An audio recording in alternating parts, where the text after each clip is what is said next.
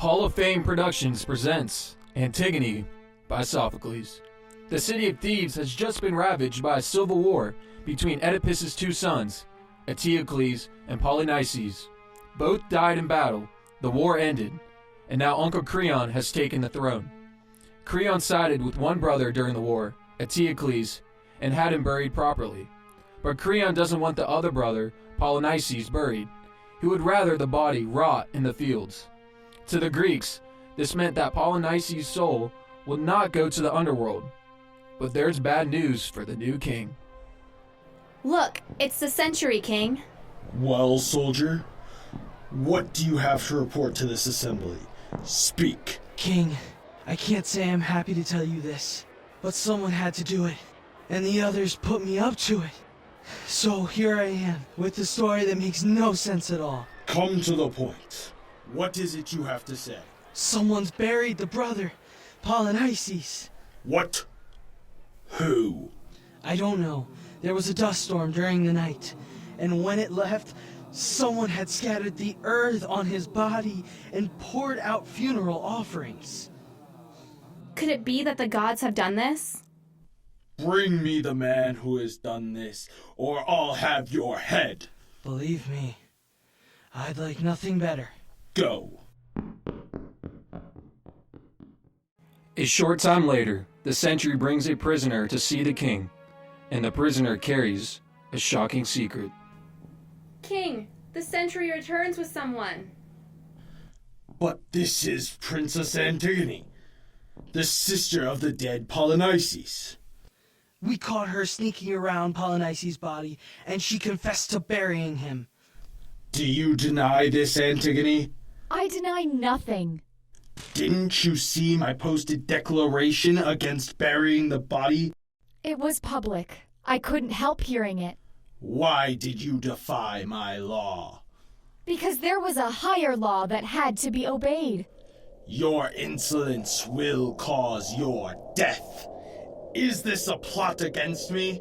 This was not a family plot. I defied your decree because your law transgressed the law of the gods.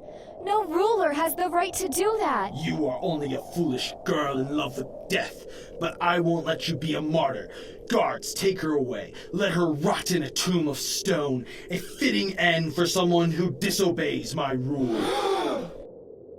Men of Thebes, hear this! I have done no wrong, except I loved my brother and the law of the gods more than my own life.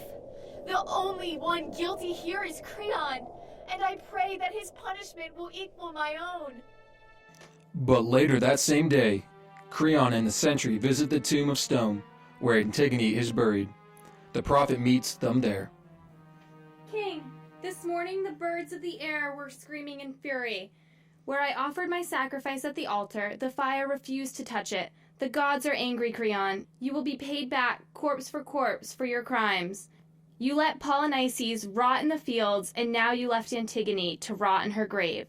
This means that the curse of the gods will visit your house, and soon. Your words disturb me, old woman. Quickly, sentry. Let's open this tomb. Have extra prayers offered to the gods. There may still be time. Oh, let's hope she's still alive. Look, there's Antigone. And what's happened? Antigone is dead. She's hung herself with a long linen scarf. And that's not all, King. As I left the city, I heard that your queen stabbed herself in sympathy for Antigone. Your queen is dead. And I am all alone. What's to stop me from killing myself now? Blood for blood.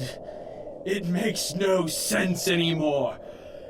My death would only be right, since I am to blame. No, King. Your punishment is to remain alive. You wanted to be the ruler of Thebes, to punish all who opposed you? Well, you have it all now. Someone must rule the city, a city that has seen too much sorrow in short time. You are right. I am king. But there is no comfort in it now. My pride has cost me everything. So it is. There is no happiness without wisdom, and that means submitting to the gods. Proud words are always punished, and with that punishment, men learn to be wise. Antigone has been presented by Hall of Fame Productions.